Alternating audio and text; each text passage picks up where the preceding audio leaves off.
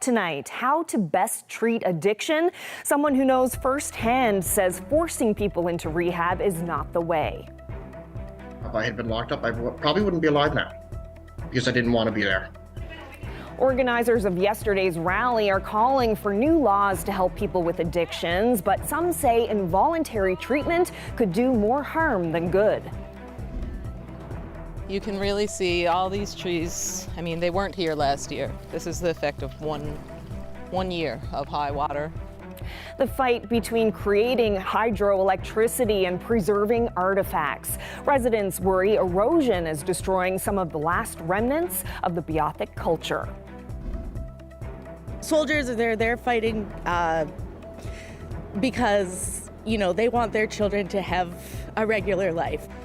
Celebrating Ukrainian independence in this province, why it's important to honor the traditions while Ukraine is at war. This is CBC Here and Now.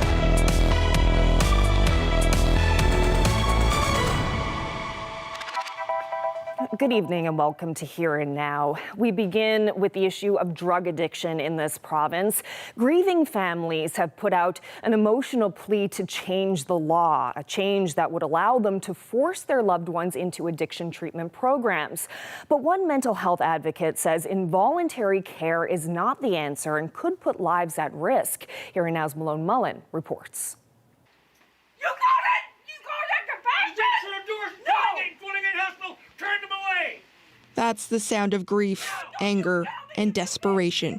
Dozens of people demanding better policies to stop drug overdoses and help people with addictions. One of those demands at yesterday's rally, compassionate involuntary care. Basically, a way to let a family force a loved one with an addiction into treatment. This 21-year-old is on board. So when you're dealing with an illness that's making the victims of the illness not believing that they're actually sick, that's when we need to step in and say, hey, somebody else needs to be able to help take care of that person if they can't take care of themselves. Because, like I said, if it wasn't for my mom, I would probably be dead. These laws exist elsewhere. In some places, only minors can be forcibly treated for addiction. In other places, adults can be committed against their will for severe mental illness. Alberta is now considering a law specifically to treat adults with addictions without consent. But it's a controversial idea, and one this Labrador City man thinks could be deadly. In a lot of cases, you're forced into a rehab center when you don't want to be there. Your body's tolerance to drugs are going down because you're not using, because you're forced not to go in there, or forced to go in there without using. You leave and you pick right back up where you left off, and then you overdose immediately. Keith Fitzgerald was addicted to opiates for 20 years. It started with a prescription for painkillers and spiraled. But even several brushes with death by overdose weren't enough to make him seek help. We need frank and honest discussion that, yes, there's a problem in this province. People are dying. What can we do to save a life? Because, yes, I would prefer to see people find recovery and never pick up a drug again, never use again. But that's not going to happen, right? Not everyone is going to choose that. But we need to keep them alive. We need to keep our family members alive. We need to keep our friends alive. They're never going to find recovery if they're dead. One policy expert agrees that forced treatment could lead to more deaths and says it raises serious ethical concerns. It might seem like we're doing the right thing, but if people are not ready for treatment, maybe they don't even need treatment, it actually can, again, increase the chances of people dying because they were not ready. You reduce tolerances and then they go back out and use. And it breaks all sorts of international conventions around human rights and self-autonomy. I would question, why do we need to have laws that mandate and have involuntary treatment when we don't even have voluntary accessible treatment in the first place? Fitzgerald says from personal experience that forcing people into rehab won't work, but he is urging the government to make treatment more accessible for those who choose it. Malone Mullen, CBC News, St. John's. Well, police say a 64-year-old man has died after a motorcycle crash last week. The RCMP says the crash involved the motorcycle and a transport truck. Police say the collision occurred when the motorcycle pulled onto the highway near the Pitts Memorial Drive overpass. The rider was taken to hospital where he died yesterday. Well, rats, extreme heat and understaffing are plaguing the province's largest prison. And tonight there's an urgent call to action from lawyers who represent the men inside.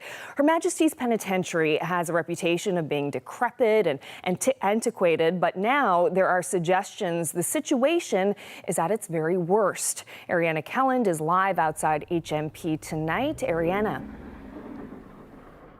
Well, Carolyn, behind me sits a facility with parts dating back to the 1800s. And as you said, its age and its usefulness have been debated for decades. But there is a new sense of urgency tonight coming from lawyers and inmates. And the severity of the conditions inside HMP is starting to trickle down in court decisions from local judges. Sometimes this is the only moment defense lawyer Taylor Starrett can speak to her client when court is in session. I'm often going into court appearances with clients who are often appearing by video from HMP, and they're not aware of what's going to be happening with their matter that morning, and I'm not aware necessarily of their instructions about what they want to do that morning because I have no way to reach them. No way to reach them because that requires staff to get them on the phone, and without enough staff, inmates can't move around the building. Having to lock the inmates in their cells more, especially on the weekends. Typically they get locked in for 2 days at a time, and if the inmates are locked in, then they need a staff escort to be able to use the phone.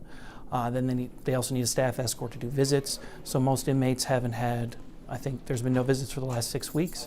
Most inmates have only had about 3 visits with their family since May. And when it's not the isolation, it's the rats. They have to sleep in cells where they often wake up and find rats on them. HMP right now, it's the worst it's ever been. It's always been bad, and there's always a smell when you go into HMP. And it's really dead rats in the walls. But what's actually going on with the rodents, there's a complete infestation. It was originally just in the SHU, the special handling unit on the bottom, but now it's spread throughout the prison. There's rodents on all units. I've had at least 2 clients that have been bitten by mice, which is, this day and age completely unacceptable. These Service NL reports from HMP's kitchen from March and November back that up. Evidence of rodent activity ensure that investigation and remediation continues. And Orr says if it's not the rats, it's the heat or a lack of fresh air and programming. All of that is being noted by judges in the province who are giving 2 days credit for every one served here. Because the conditions at HMP are so bad that judges are giving enhanced credit just due to the heat in general in the building. The heat down there is unbearable, there's no ventilation, and because of, we've seen enhanced credit for mice bites, for lack of recreation, but also it's affecting medical care. Their ability to take people to the hospital. Lawyer Sandra Fry says she's had clients who've waited far too long for medical attention for issues that should require emergency treatment, and it's time for the public to know. In Canada, we assume that our correctional facilities and our prisons, we assume that they're, we're punishing people by taking away their freedom, but we're assuming that when they're in there, they're not also having all these human rights violations, they're not going to bed with getting bitten with rodents. And inside the walls of HMP, inmate Richard Driscoll says inmates and guards share the same misery and message. He fears for the worst. I don't think it can be sustained at all. I'm really surprised that there hasn't been major incidents. There's been increases in code yellows, which is like violent outbreaks, stuff like that. I fear that basically there would be inmates, responding as captured animals would.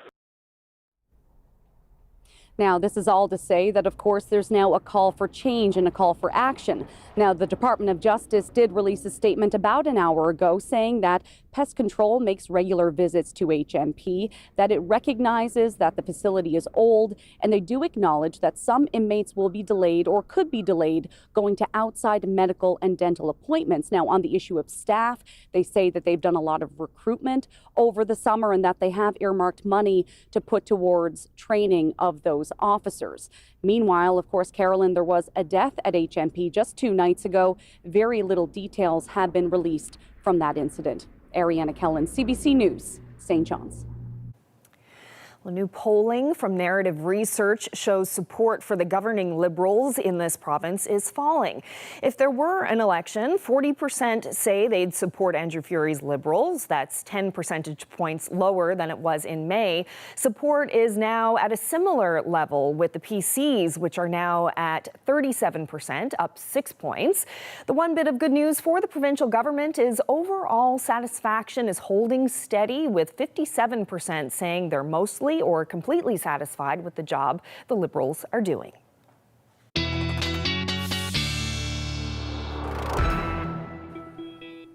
The sun was out at times today across the province, but if you were on the Burin Peninsula this afternoon, earlier this afternoon anyway, about 25 kilometers south of Swift Current there, you can see in the sky there was a funnel cloud, and that was twice actually.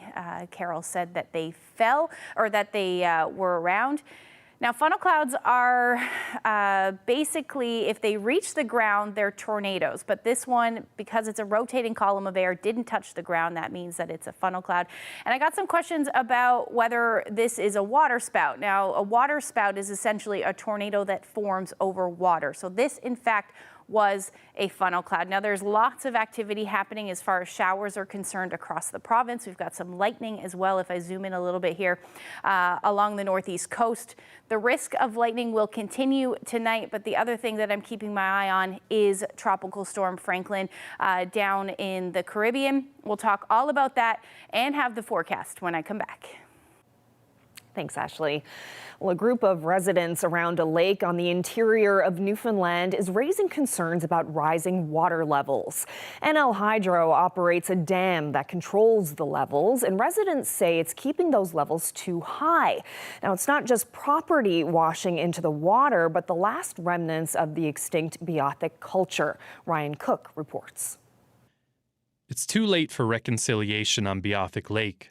The Beothuk culture was wiped out by colonization in the 1800s, but residents around what was formerly known as Red Indian Lake say they're looking for the truth before places like this are washed into the water.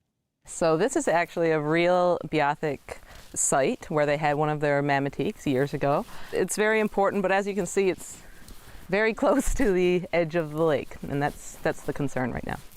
Fiona Humber is the mayor of nearby Millertown. She spent much of her term trying to fight coastal erosion.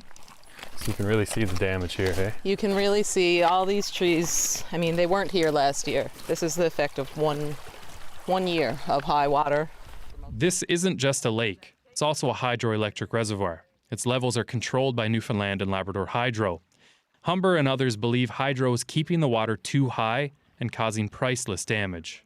At high water in usually April or May, the water gets up as high as here, and last year I've heard of people saying that there's actually been water coming into the site. So that would be a terrible loss. Laurie McLean was one of the archaeologists who discovered this site near Millertown in 2016. It's one of the latest Beothuk dwellings from the 1800s, likely built as the Beothuk retreated inland to get away from Europeans. It's one of the last sites that hasn't been swept into the lake. On Beothuk Lake, we have 50 historically documented Beothuk structures, and we can account for 2 of them right now archaeologically. In a statement, Newfoundland and Labrador Hydro says it believes the erosion on Beothuk Lake is naturally occurring. It says water levels in the lake continue to be within the normal operating parameters and for the most part have remained at the same levels since 1995. But that doesn't sit well with Rick Noftel, who owns a cabin on the lake. He says the levels may not be getting higher, but that's not telling the full story. They're saying the water levels, the lake is not really full. The water levels are not to their max. But if you look at the erosion, like the lake is just getting bigger and it's holding more water. This is what Noftel's shoreline looks like when the water is low. And this is what it looks like in the spring when snow and ice melt and run into the lake. Naftal says it stays like this until midsummer when hydro opens the gates downstream. We get high water levels and you get the wind with it, and it's like the Atlantic Ocean, it does a lot of damage. Naftal has lost plenty of shoreline in the 20 years he's owned this cabin, but he's afraid he's going to lose everything. Both Naftal and Humber believe the solution is in hydro's hands. They just hope the solution comes before it's too late. They have complete control of the water here, and I mean, all we're asking is that they, don't keep it at the highest that they can for as long as they can. Ryan Cook, CBC News, Beothuk Lake.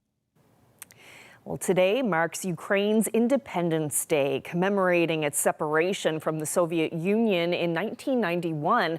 Well, tonight, the celebration is headed to George Street.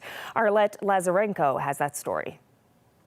Especially in the past couple of years, this day has become even more important because, unfortunately, Ukrainians are fighting again for their freedom and their independence. Maria Cherwick is one of the organizers behind tonight's event on George Street.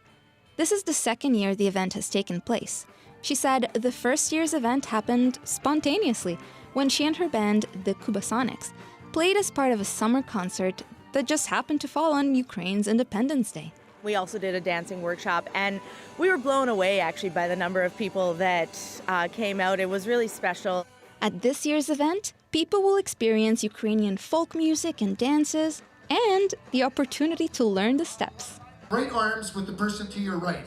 We've got some musical performance from a few different Ukrainian groups. The Dolya Ukrainian Dance Company is going to be doing several dances up on the stage, and in addition, we're going to have a Ukrainian dancing workshop. So everybody is welcome to participate in that. We'll teach you how to do a few traditional folk dances with live music. But in the background of the music, dance, and smiles lingers a sadness due to the ongoing war. It's a really difficult thing to bring together, celebrating your culture and also being mindful and respectful of the people that are out on the front lines fighting. But a friend of mine said it really well this morning. She said, soldiers are there fighting because, they want their children to have a regular life. And so it's important that we keep these traditions up and we try to celebrate this culture so that we have something left to, hopefully this is over soon and we can go back to just the celebration part of it all. The event will take place later tonight at 7, and Cherwick hopes Ukrainians and Newfoundlanders alike will come to dance. Arlette Lazarenko, CBC News, St. John's. And of course, this Independence Day is holding special significance for many Ukrainians in this province. Katerina Gavriluk moved to St. John's just over a year ago. We are fighting for this, and I think every Ukrainian here has a friend or a relative who died in the war. And we know the price for the independence. You may, not you, but other countries and all people who live, even we before the war, we didn't understand what is independence. It's just a word. But now we can see that it's not just a word, and we pay our blood for that. This is an embroidered check, and I'm not sure if a check made out of cloth can bounce. We're going to take a look at how artists make ends meet under difficult times. Well, Tropical Storm Franklin will likely be something that we talk about over the next couple of days. We'll get into some of the things that we know and what we don't know when I come back.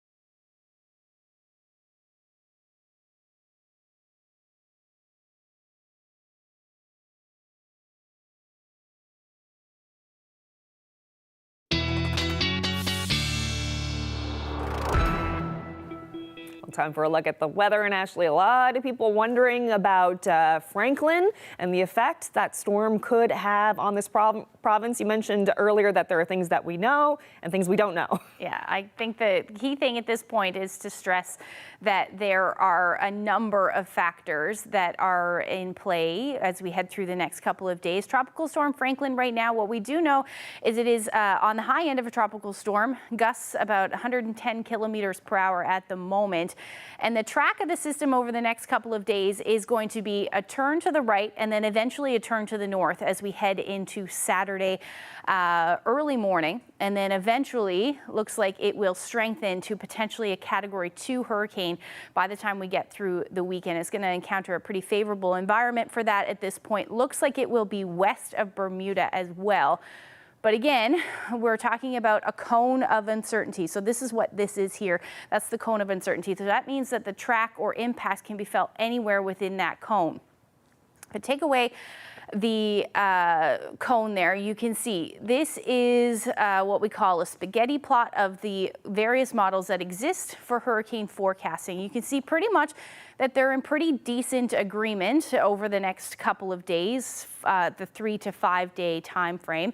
And if we go forward in time, the models do spread out a little bit, but quite a bit of them are starting to come into line. Now, if you remember yesterday, a little bit of a further track eastward, this current forecast pulling it a little bit further westward. What does that mean? Basically, at this point, there are a few steering factors that we're keeping an eye on. This ridge of high pressure right here. So here's the area of the tropical system that we're paying attention to. So this takes us into the beginning of next week. That ridge of high pressure kind of, depending on where it sets up, will determine what the ultimate track of the system will be. So this ridge is what we're keeping an eye on, which is why we're 6-7 days out from the potential impacts of this storm, which will bring us to about the Wednesday or Thursday timeframe. That is a lot of time for things to change. At this point, the potential is there, certainly, to see some impacts, but we need to keep an eye on the forecast over the next couple of days, and I will certainly keep you up to date as soon as things start to become a little bit more clear as we head through the next couple of days. So right now, we're talking about a Wednesday to Thursday timeframe, but the impacts are yet to be determined. Closer to now, what's happening though, we're talking about temperatures that are, around seasonal for this time of year, 16 to about 21, the more seasonal temperatures through parts of central, up across Labrador between 13 and 17 degrees today. We factor in that humidity, pretty much non-existent out there at the moment, feeling more like 18 in St. John's.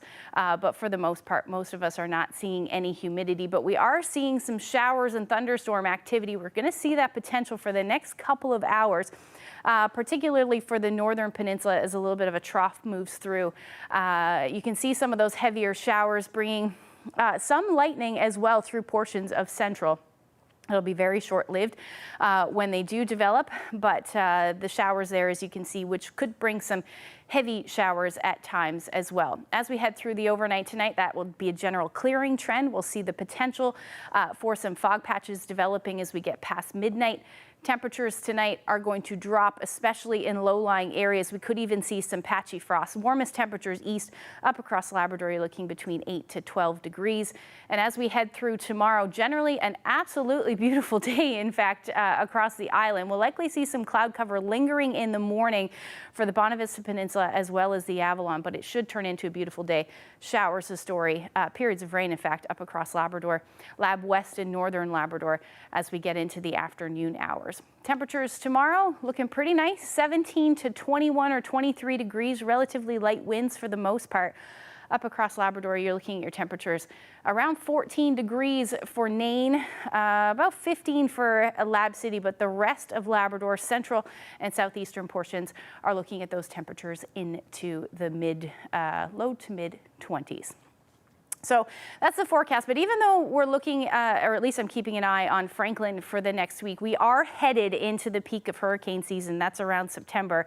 And you may be wondering how you can prepare. So last year I chatted with the province's Director of Emergency Services, and he offered some good tips. Have a look. People, there are three basic things really that people need to do in preparation. So we always ask that people know the risks, make a plan, and have an emergency kit available to them in the event of an emergency. First of all, we need to make sure that they have enough essential supplies to last at least 72 hours. Some of the simple things are like water, of course. We kind of recommend 2 liters per day per person for a ample water supply, and don't forget about a little extra water for your pets as well. Medication, baby supplies, formula, some extra cash on hand, first aid kits, and some food that that won't spoil. And we also, ideally, we would like to have every household and in the province to have an emergency plan ready to go. So we would recommend having a copy of your emergency plan on hand as well.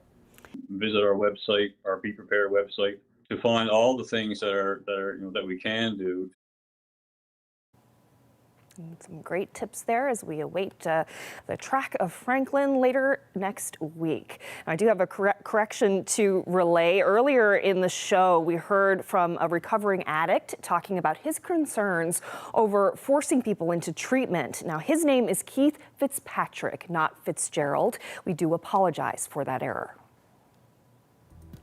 At that point in time in 2020, 3 months before a pandemic, I decided I wanted to be a country music artist. And he's been making his mark on the Canadian music scene ever since. Justin Fancy from CBS has just released a new video for his catchy country single called Lie, which was produced by a 2-time Grammy winner. We'll hear about how it all came together coming up.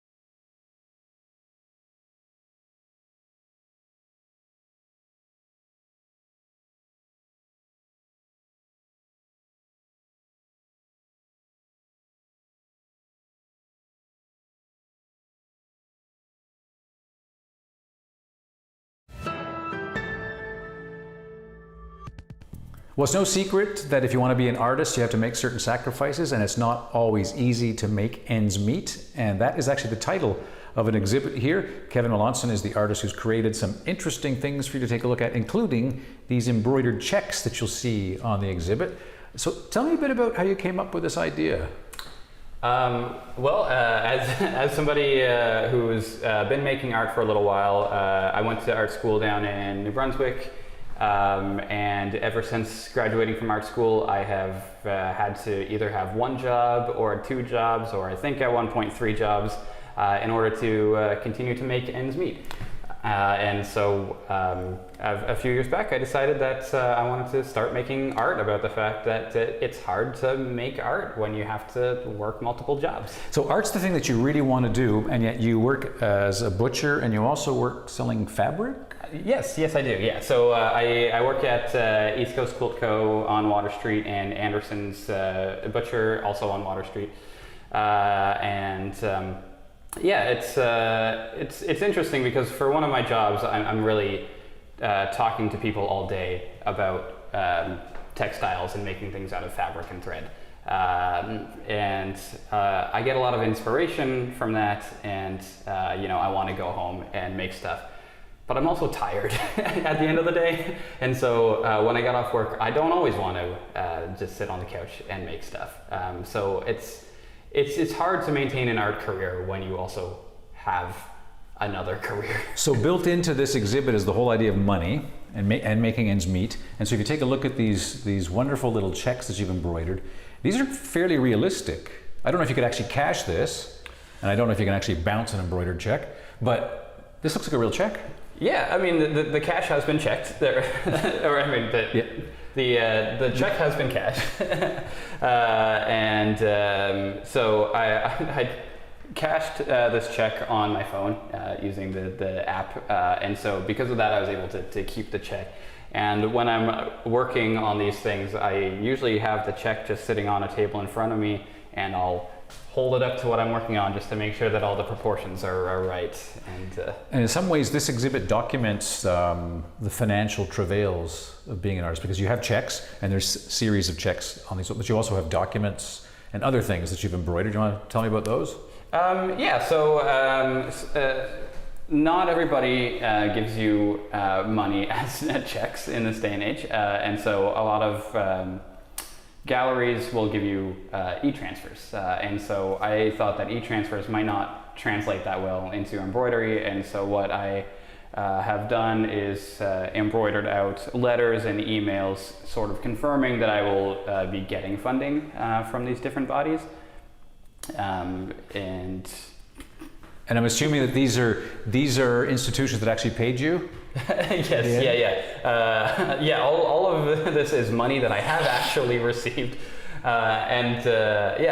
Interestingly, like you might look around at some of these and see like, oh, these are some large figures. Someone gave me $5,000 here. Somebody gave me, I think, somewhere around $6,000 there. Who gave you? You earned it. I earned it. Or whatever. This body of work was made over the span of 3 years, and so if you add together all of those numbers, it's not enough to get by in 3 years. Absolutely. So listen, to wind things down here, so you have this exhibit, you've got checks, you've got emails, you've got the embroidery, obviously you like textiles. What do you hope people will take away when they come and see these signed checks?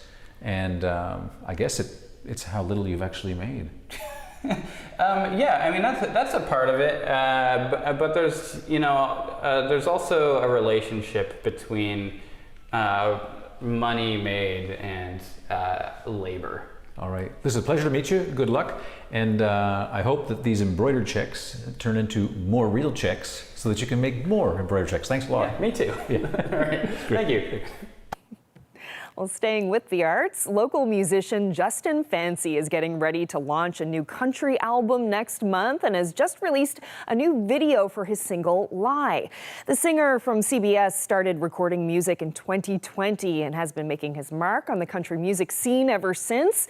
We caught up with Fancy to find out how his new video came together.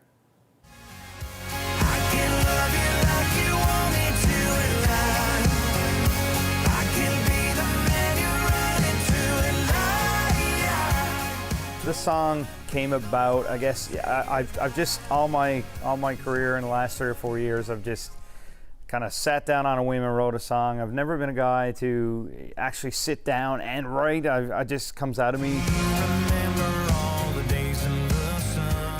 This one was really special to me, and I felt it was going to be special.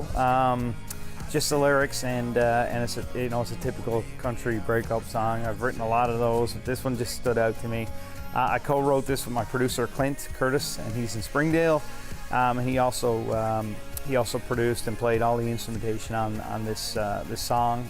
When we put this together, I actually added a co-writer to this song at the very end. I started writing with a guy from Ontario. His name was Jesse Slack, and he called me out of the blue one day, and he said, I think I have the answer to this song. He said, I've heard it, I love it. We were like probably 90% through it, ready to release it.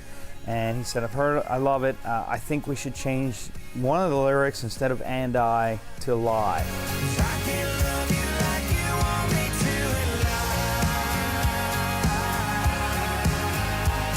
And I also had Greg Wells in LA. Yeah, it's pretty crazy that, my name is associated with him with this recording and everything else, and spent some time with him in LA. I mean, he's worked with Keith Urban, Carrie Underwood, Ariana Grande, Elton John, the list goes on. I mean, it was just absolutely astonishing what the man has been able to accomplish. He was the executive producer on this song, so this one's really special for me. I guess I have a knack for writing a relatable song, and for me, it's not just country. I think I could write in any genre, but I mean, country music and breakup songs is it's cliche, right?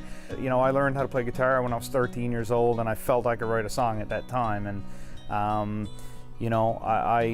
guess I've been blessed with that talent, and I'm just doing what I love. And like I said, relatability of a song is what I go for.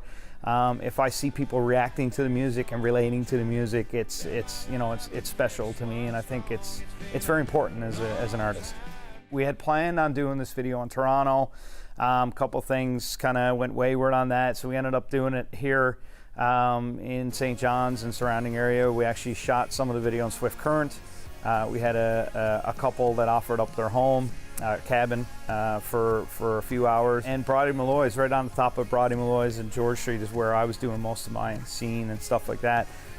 This really came together. It came together fairly quickly, but I think it was well thought out this time around. We've done videos in the past where we just shot scenes and kind of trying to put it together, but this one was really plotted out and planned very precisely, and I think we've done an amazing job of that. And I actually hired an actor and actress for this one as well. For me, it's trying to keep it as local as possible, because I know the talent is here with everything that I do. The video, the recording process and all that kind of stuff. I worked in oil and gas for over 10 years, and I just wanted to do something that musically that I could release to the world, and it was something that I always wanted to do. And it was just at that point in time in 2020, 3 months before a pandemic, I decided I wanted to be a country music artist. It's never too late. I'm 36 years old now, releasing country songs, and I love it. I just love it, Rebuilding in Nova Scotia after devastating wildfires earlier this summer, and what advice they have for people now losing their homes in BC.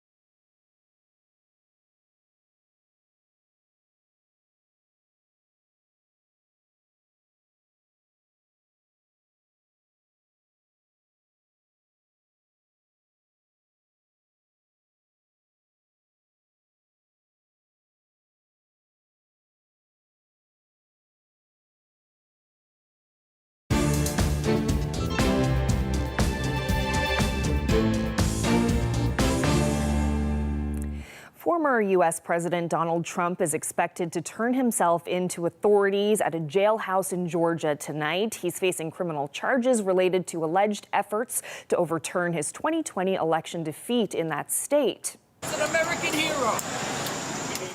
Supporters and detractors gathered outside the jail in Atlanta amid heightened security. Trump faces 13 criminal counts, including violating the state's anti-racketeering laws.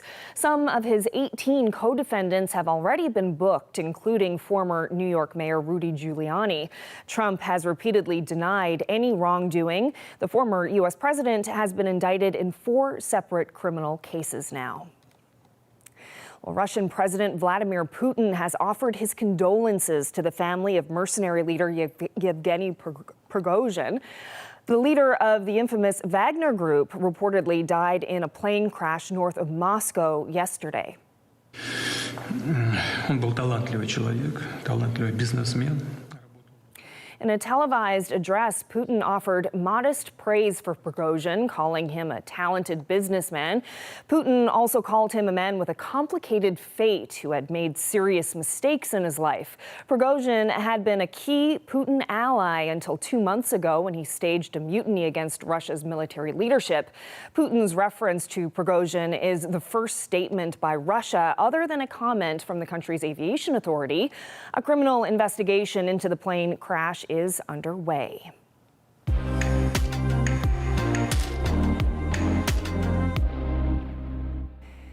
The destructive flooding that hit Nova Scotia last month has reportedly cost $170 million worth of damage.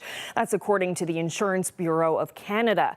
Now, that number does not capture people who did not have insurance to cover the cost of repairs. A vice president with the Insurance Bureau says people need to be familiar with their policies, but he says there are also things homeowners can do to prepare for heavy rain events, especially as we approach hurricane season. Making sure that you're diverting water away from your property, making sure that your sump pump is working if you have one, making sure that, your basement, if you've got cracks or leaks are sealed up so that, you're not getting water intruding your property in ways that are sort of visibly obvious. Beyond that, you're going to want to make sure that, your roof isn't leaking and windows are sealed and things like that. So there's lots of things that you can do as kind of like a homeowner or a property owner to make sure that you're sealing up your dwelling as well as possible. Well, the province is offering up to $200,000 per household to cover losses that could not have been insured. Nearly 3 months after wildfires tore through several Halifax neighborhoods, some homeowners are slowly beginning to rebuild. And as they watch new fires ravaging BC and the north, they have some advice for people just receiving the devastating news that they've lost everything. Kayla Hounsell has more. Around here, this is a sign of progress. We've been getting into the process of rebuilding. That's been slow initially, but it's coming along. Brianne Carlson was among 150 homeowners in the Halifax area who lost everything when fire tore through at the end of May. Since then, the debris has been cleaned up, the foundation removed, the soil tested for contaminants. You don't always know what questions to ask. She's hoping her experience, terrible as it was, will help others just getting the devastating news they've lost their homes. She says acting quickly is the first step. We were able to contact a builder and get them on board by that evening, so within 24 hours. Experts say documenting every step of the process will also help. Keep a copy of receipts. Be very careful to write down as much as you remember about all the things that were with your property before. I didn't realize how much work it would be. Ben McDonald lost his home in the Nova Scotia wildfires too. He warns coming up with that list of contents took more than 50 hours. I think it's super important to request or even demand your adjuster to be local. McDonald says in his experience, local insurance adjusters are vital because they have contacts with local restoration companies, which can speed things up. He also advises people to ask for a complete copy of their insurance policy, around 70 pages, not the 10-page summary many receive. And finally, find a support group. One of the things that we found challenging at the start was we were not used to being the people that, you know, needed help and needed to ask for help. And so getting comfortable with asking for help and taking it when you can get it is super important. It is progress. Both he and Carlson are hoping to be in their new homes by next summer. Kayla Hounsell, CBC News, Halifax. Well, to the latest now, out of BC's fire emergency zone, more people around Kelowna are being told they can go home. Cooler weather has helped fire crews beat back the flames. More than 300 properties were taken off evacuation order last night in the West Kelowna area. They are now under evacuation alert. That means they have to be ready to leave at a moment's notice. Officials say the work is ongoing to remove hazards and lift the remaining evacuation orders. It's estimated that more than 180 properties have been partially or completely destroyed by the wildfires.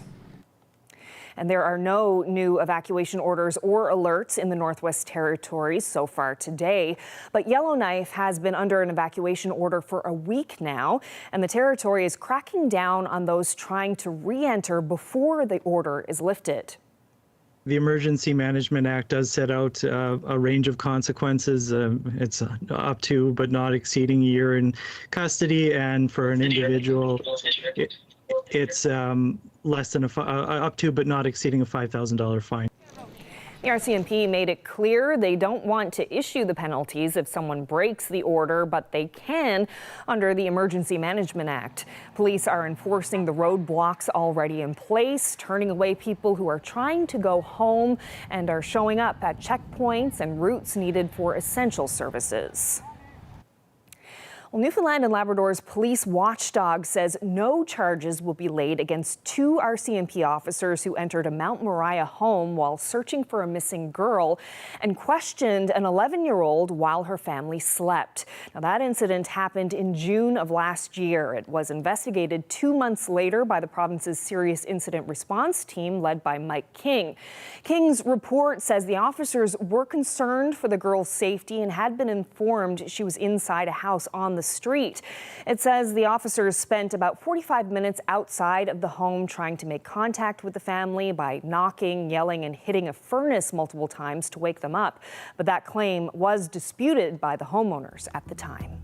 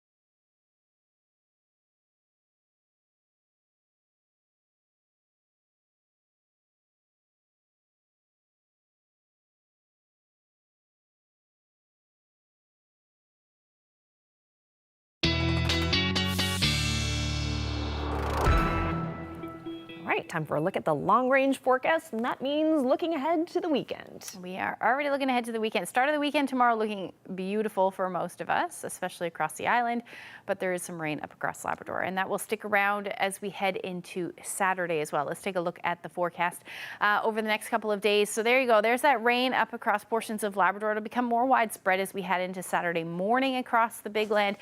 Some cloud cover across the island as well. But that won't really move in until the evening hours, and then that chance of showers will move in for the west coast as well as the northern peninsula and parts of the south coast as well as we get into later on in the day on Saturday. The rest of the island looking beautiful. 22 degrees in Gander, 17 in St. John's for your Saturday. Again, some periods of cloud, but overall beautiful day up across Labrador.